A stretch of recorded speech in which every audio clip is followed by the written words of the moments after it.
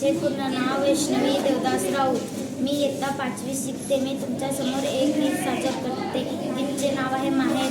ताटी काठची chicken माती ओढा तरी बांधू ग बाई, असा ओटा चांगल्या तर जात तरी मांडू ग बाई, असं जात चांगल्या तर सोजी तरी दडू ग बाई, असं सोजी चांगल्या तर लाडू तरी बांधू ग बाई, असं लाडू चांगल्या तर सेल्याची तरी बांधू ग बाई, असं सेला